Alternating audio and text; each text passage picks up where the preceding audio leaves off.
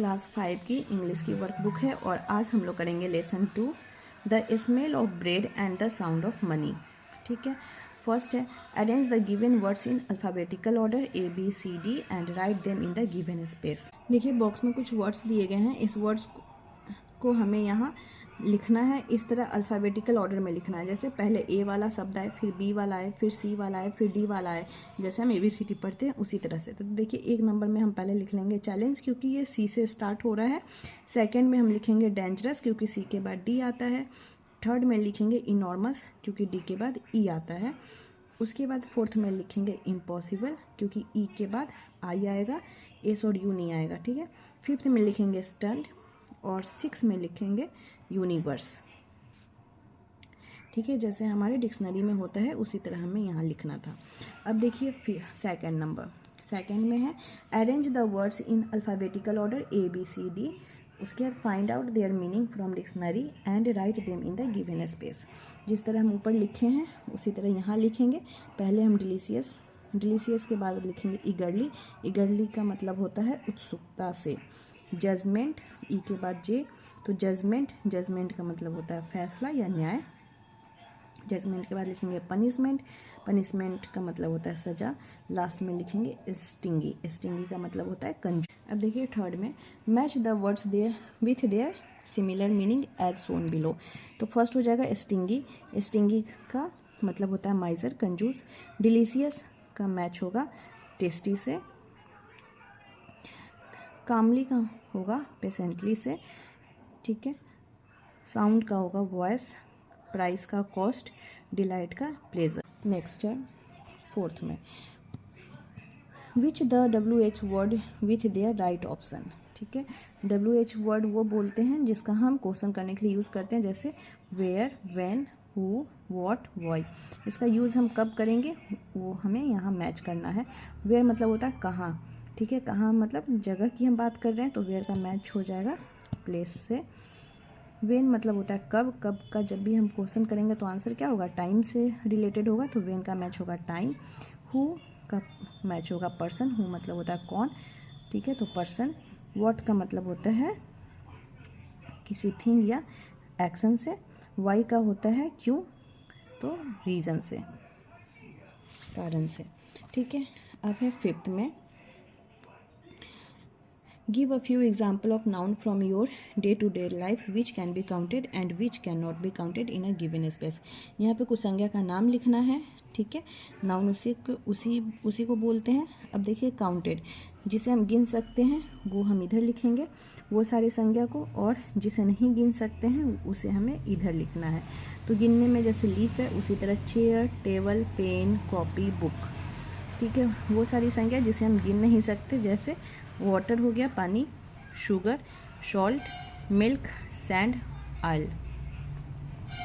Next है classify the flowing nouns and write C for countable nouns and U for uncountable nouns. ठीक है, जिस संज्ञा को हम गिन सकते हैं उसके सामने हम C लिखेंगे काउंटेबल नाउन, और जिसे हम नहीं गिन सकते हैं उसे हम लिखेंगे अनकाउंटेबल नाउन U। ठीक है, तो चलिए स्टार्ट करते हैं। फर्स्ट है बुक, बुक C हो जाएगा क्योंकि हम बुक को काउंट कर सकते हैं, countable noun. Milk uncountable noun. Pocket countable noun, आपके पैंट में कितना पॉकेट है वो आप गिन सकते हैं। लाइट, लाइट को नहीं काउंट कर सकते तो uncountable noun. Sugar uncountable noun. Coin को काउंट कर सकते हैं तो C लिखेंगे काउंटेबल नाउन। विंड, विंड को नहीं काउंट कर सकते तो अनकाउंटेबल नाउन। केक, केक भी हमारा काउंटेबल है, हम काउंट करके बता सकते हैं, हमारे पास एक केक है, दो केक है। ठीक है, जब हम होल केक की बात करें। टॉफ़ी काउंटेबल हो जाएगा C। वाटर अनकाउंटेबल इसलिए U लिखेंगे। मनी काउंटेबल तो यहाँ C लिखेंगे। ऑयल अनकाउंटेबल इसलिए U लिखेंगे। नेक्स्ट है fill in the blanks with A, N और सम। ठीक है, जिसे हम काउंट कर सकते हैं उसके आगे तो हम A, N लगाते हैं, जिसे नहीं कर सकते उसके आगे सम लगाते हैं। तो पहला देखिए please give me a glass of water. एक गिलास पानी की बात हो रही है तो ग्लास काउंट कर सकते हैं, तो a glass of water. Second हो जाएगा आई बॉट एन अम्ब्रेला। ठीक है, साथ में जो A हो, E हो, I हो, O हो और U हो तो इसके आगे हम N लगाते हैं, है ना। बाकी के आगे ए लगता है, तो यहाँ पे an umbrella. My father brought a book to me, okay. My mother brought a watch, I need some sleep. Some sleep इसलिए लगाएंगे क्योंकि हम सोने को गिनती नहीं कर सकते कि हम कितना सोएंगे, 1 सोएंगे, 2 सोएंगे, ठीक है। Some sleep. I need a new table for my work. Give me some sugar please, sugar को नहीं गिन सकते इसलिए सम लगाएंगे। You have only half an hour for lunch, hurry up, ठीक है। यहाँ पे एन लगेगा क्योंकि इसको हम लोग हावर नहीं पढ़ते हैं, यहाँ पे एच साइलेंट होता है और हम इसको आवर पढ़ते हैं, तो आवर पढ़ते हैं इसलिए हम इसे यहाँ एन लगाएंगे। उसी तरह ही is a one eyed man, give me an information. 8 में गेस हु एम आई, ठीक है। यहाँ पे कुछ वर्ड्स दिए गए हैं और ये पढ़ के आपको बताना है कि किसके बारे में बात हो रही है। तो पहला है आई वॉश क्लॉथ्स, तो क्लॉथ्स कौन धोता है, वॉशरमैन, तो यहाँ पे लिखेंगे हम वॉशरमैन। आई स्यू क्लॉथ्स, तो कपड़े सिलता है टेलर, तो यहाँ टेलर लिखेंगे। I paint the wall, painter paint करता है तो यहाँ पे पेंटर लिखेंगे। I fit the bulbs and lay wires, ठीक है। जो बल्ब लगाता है, तार बिछाता है, उसको इलेक्ट्रिशियन बोलते हैं, तो यहाँ इलेक्ट्रिशियन लिखेंगे। I put taps and water pipes, ठीक है। जो नल और पानी का पाइप लगाता है उसे हम प्लम्बर बोलते हैं, तो यहाँ हम प्लम्बर लिख लेंगे। अब देखिए नाइन्थ में है use appropriate subject to complete the sentence, ठीक है। फर्स्ट है कट्स आवर हेयर, तो कौन कट करता है, बार्बर, तो हम लिखेंगे अब बार्बर कट्स आवर हेयर। उसी तरह मेंस आवर शूज़, हमारा शूज़ कौन बनाता है, तो कॉबलर बनाता है, तो हम लिखेंगे a cobbler mends our shoes. Teaches us, तो इसमें लिखेंगे a teacher teaches us. Growths crop, तो लिखेंगे a farmer growths crop. Repairs furniture, तो इसमें लिखेंगे a carpenter repairs furniture. 10th है rearrange the jumbled word to make meaningful sentence, ठीक है। इसे जम्बल्ड वर्ड को ऐसे सजाना है कि एक अर्थपूर्ण वाक्य बन जाए। तो पहला है there is a poor man, second में लिखेंगे he bakes delicious bread, third में लिखेंगे the poor man enjoys the smell of the bread, last है ही टुक द मनी।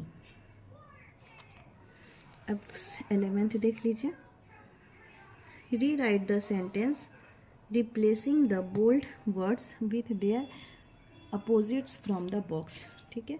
जो भी यहाँ नीचे बोल्ड वर्ड है अंडरलाइन किया गया उसको रिप्लेस करना है उसके अपोजिट मीनिंग से। तो रिच पुअर का क्या होता है अपोजिट, रिच होता है, तो यहाँ लिखेंगे he was a rich man. Angry का होता है काम, तो यहाँ लिखेंगे baker was very calm. Generous का होता है स्टिंगी, तो हम लिखेंगे he was a stingy man. Fourth है the baker was delighted, delighted का अपोजिट होता है सैड, तो हम लिखेंगे द बेकर वॉज सैड।